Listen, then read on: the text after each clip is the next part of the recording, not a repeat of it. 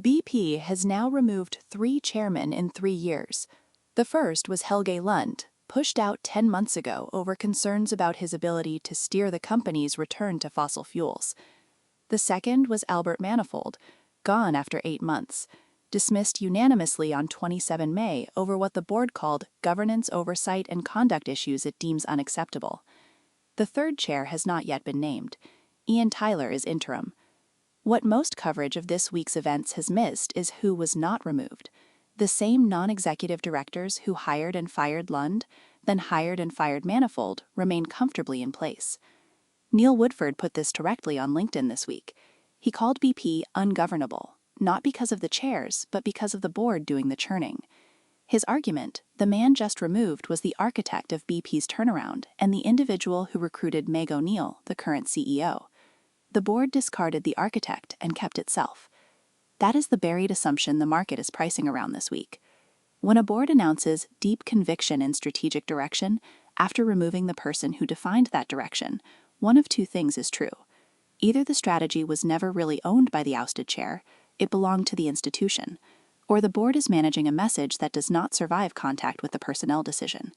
The market does not yet know which. That uncertainty is what drove the minus 4.7% move on 27 May, not the governance story itself. BP's share price had already recovered 18.2% since January on the back of the Iran oil shock. So the question is not whether BP is cheap. At a 4.5% dividend yield, it is among the cheapest in its peer group. The question is whether the board capable of this decision is also capable of executing a $20 billion asset disposal program. That is what holders are weighing now. Manifold's own statement adds a layer the board did not expect. He said his priorities, particularly shareholder interests and cost discipline, were not always shared by everyone. He cited calling out unnecessary or excessive expenditure and rejecting corporate perks. If that characterization is accurate, the conduct conflict was not between a bully and a victim. It was between a chairman pushing shareholder-first discipline and a board pushing back. The market cannot confirm this from the outside, but the fact that nearly a fifth of BP shareholders voted against Manifold's election at the AGM just weeks before his removal complicates both sides of that story. The appointment of Meg O'Neill as CEO changes the analysis in a specific and underappreciated way. She is not a BP insider. She is the first outsider ever hired to lead the company, in a firm where the chief executive position has historically been reserved for career-long veterans. She spent 23 years at ExxonMobil, rising to executive advisor to Rex Tillerson before moving to Woodside as CEO. At Woodside, she oversaw a merger with BHP's petroleum arm that doubled production and valued the combined group at $40 billion. She also set a target to grow Woodside sales by 50% to 300 million barrels of oil equivalent per year by 2032. These are not cautious numbers. She is not a renewables pivot story. She is a production growth story. That aligns precisely with what Elliott Management has been pushing for since taking its 5% stake last year. Elliott's thesis was never just cut renewables. It was grow fossil fuel output, simplify the business, improve execution discipline. O'Neill's Woodside record is the most direct available proof of those capabilities in any oil executive currently not running a major. The question the market is now pricing is whether O'Neill can execute independently of the board dynamics that removed her predecessor and sponsor. Here is the structural point most commentary has not surfaced. Manifold was the chairman who appointed O'Neill. The board has now removed Manifold. O'Neill remains. This creates an unusual position. The CEO was hired by a chair the board has since unanimously rejected.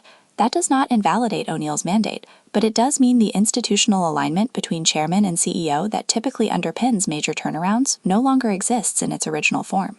The new interim chair, Ian Tyler, had no public role in O'Neill's appointment.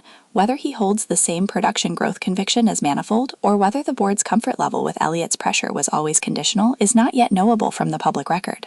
Dan Pickering of Pickering Energy Partners called the hire probably some of the change that BP shareholders have been looking for. That framing treats the appointment as positive. The instability is that the conditions which made the hire possible, Manifold's authority over the board, no longer obtain. BP announced in February a plan to sell $20 billion worth of assets by 2027. The program is more than half complete, the company said this week after confirming the Castrol deal. The Castrol sale priced at $10.1 billion total, with BP receiving $6 billion in cash for a 65% stake sold to Stone Peak. The remaining 35% stays with BP. AJ Bell's Russ Mould described the deal as an early Christmas present and noted it makes a decent dent in BP's borrowings. That is the optimistic reading. The sober read is that Castrol was the easily saleable asset, a globally recognized lubricant brand with diversified industrial demand. The remaining program requires executing divestments from upstream assets in a geopolitical environment where Brent crude at 100 plus makes buyers selective and valuation gaps wider. Sellers want $100 oil prices baked into their ask. Buyers want a discount on geopolitical risk. That gap is harder to bridge when your chairman has just been publicly removed and your board's credibility is being questioned by pension funds. Investment and Pensions Europe reported this week that pension funds are warning the Manifold removal signals wider governance failings. That is a signal worth weighing carefully. Pension funds are among BP's largest institutional holders. When they frame a governance event not as an isolated conduct issue, but as a signal of systemic failings, that changes the risk parameter they are applying to BP as a holding. Now add the Iran variable. Brent at 100 plus has been masking BP's execution story this year. The 18.2% share price gain since January has been driven largely by energy sector re-rating on the Hormuz crisis, not by BP-specific delivery. If a ceasefire is reached and oil falls back below $90, the governance discount and execution questions become the dominant pricing factor, not the commodity tailwind.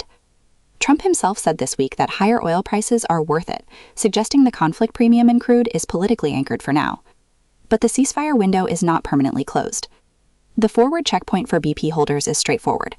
First, Meg O'Neill's first strategic communication as confirmed CEO, what she says about the $20 billion target, the divestment pace, and Elliott's continuing role. Second, whether the interim chair Ian Tyler's stated deep conviction in strategic direction translates into a formal policy commitment or softens into the language of review. If those two signals align with the Elliott thesis, the governance discount starts to compress. If they diverge, if O'Neill signals a slower asset sale pace or Tyler signals a review of strategic direction, then the 4.5% yield will not be enough to hold institutional exposure steady. That is the number to watch, not the yield itself, but whether the institutional composition of BP shareholder base is shifting in the weeks after Manifold's removal. The 18.2% gain this year is the ceiling of the optimistic scenario. The governance discount is the floor, and that floor is not yet priced. Every day after the close, we publish a market wrap and key issue analysis. Subscribe to the channel.